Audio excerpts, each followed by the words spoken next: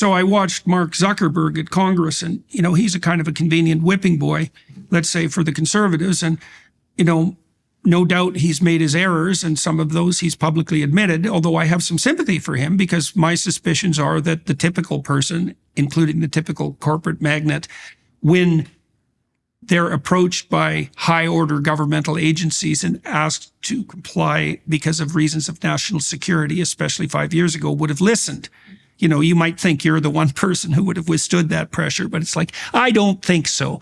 And asking Mark to do that, I think that's too much to ask for someone, especially under those circumstances, because he didn't understand the full extent of his social media enterprise or how to regulate it. And he certainly didn't understand that he was being asked to do corrupt things by a government that was hell-bent on a certain form of censorship.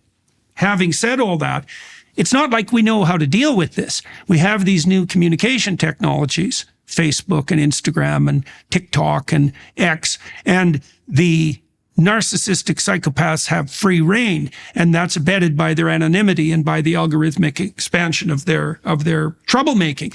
But it's not like anyone knows what to do about that, right? Because when you tilt towards control, well, then you have the problem of the suppression of free speech, which is a real problem. Like, that's not trivial. And if you just let there be a free-for-all, well, then the bad actors have a disproportionate effect. And we don't know what to do about that. Like, one of the things I've thought through, for what it's worth, is that I think it's a big mistake to put the anonymous people with the real people.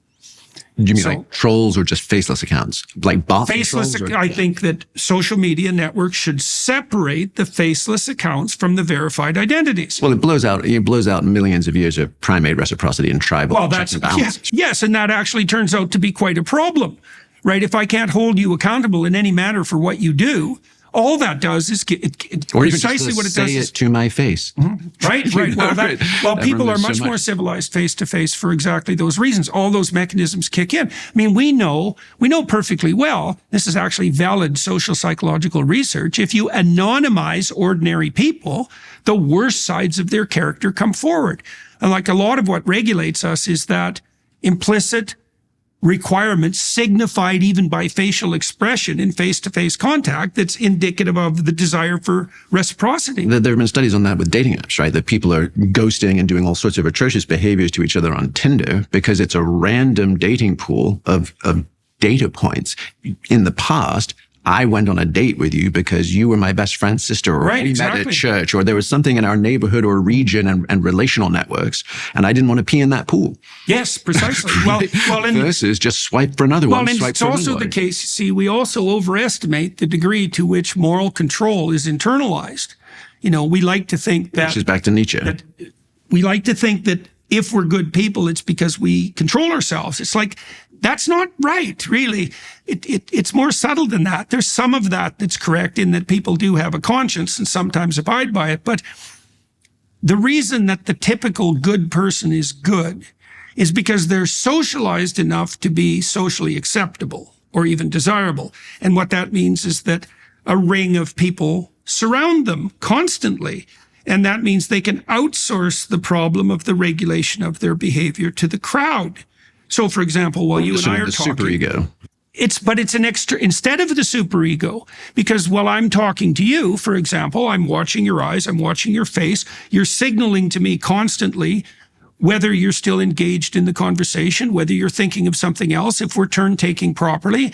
And if I'm attentive and you're there, then I can use those moment-to-moment operations or observations to regulate my behavior. That's not internal.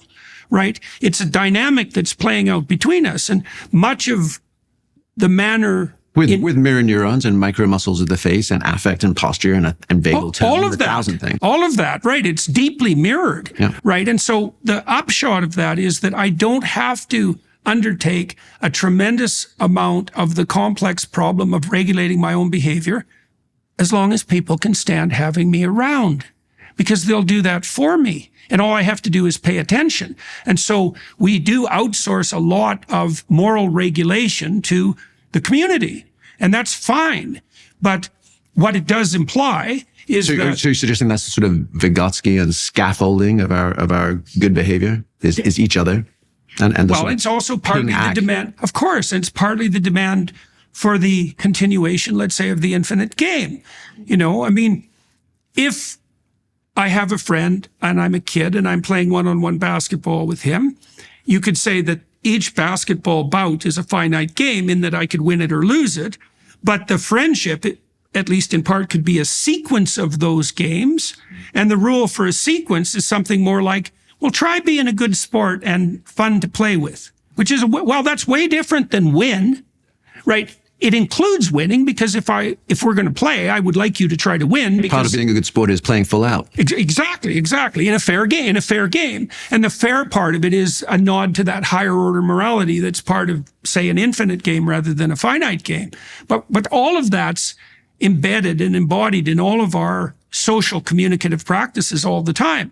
The psychopathic types and the narcissistic types, they just use that to manipulate. Right? They're not using it to play a finite game or to play an infinite game. And this is interesting too. They use which bit? Well, whatever information they derive from the social interaction, they just put to their own self-serving purposes, right? They're just using it to facilitate manipulation. And you might ask, and this is a perfectly good question, well, why not do that?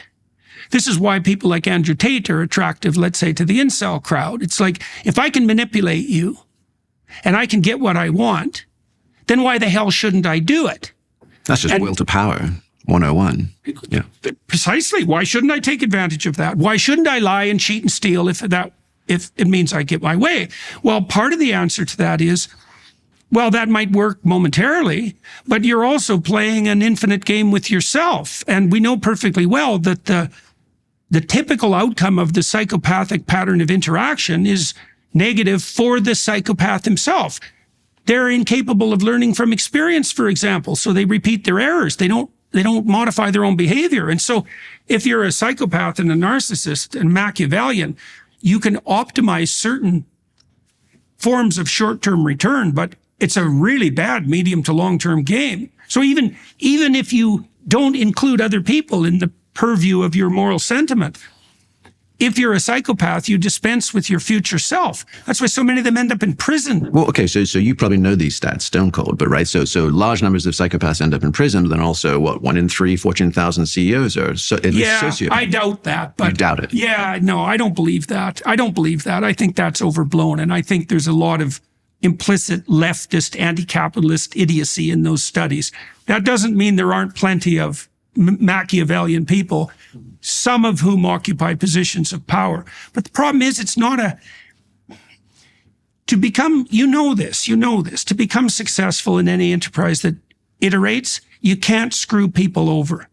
Not very well, because they remember, and people have evolved modules for remembering cheaters. Like, we're very good at remembering cheaters. And so most people who are engaged in complex reciprocal social interactions can't be psychopathic because they get caught. So now, can I ask you a question on the capitalist thing that you just mentioned? Yeah. Because I've heard you say a couple of things in I don't know, however long, the last couple of years. One was, I think it might have been in your conversation with Elon, talking about any sort of neo-Malthusian, we've got too many people question, right? And that being sort of what you were describing as sociopathic. And then something along the lines of capitalism and individual achievement attainment, right, being a noble and virtuous good, right? And therefore, high net worth CEOs, billionaires, et cetera, should be valorized, not kneecapped, right? Which, in my reading of you, I took to be sort of against tallest poppy gets whacked socialism, right? You're saying, hey, you have to preserve space and valorize humanity. We can't hate ourselves, right? That on the population question. And if there is somebody who is ingenious, creative, bringing value to society, they shouldn't be kneecapped or, regressive taxation, No, you should put them in positions where you can exploit them.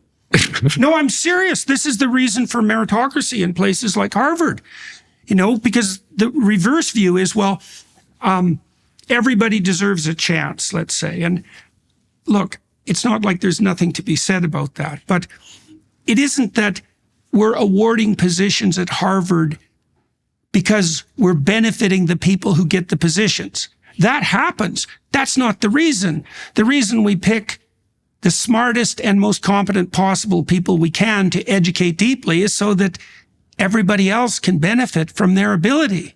That's the reason. The reason for meritocracy isn't to reward the meritocratic. That's necessary because otherwise they'll stop being productive. But you know, there's a Pareto distribution in terms of productivity. And the Pareto distribution is a vicious game. The square root of the number of people in an endeavor do half the work. So if you have 10,000 employees doing one thing, 100 of them do half the work. It's like you want to reward those 100 because the whole 10,000 and then beyond depend on them.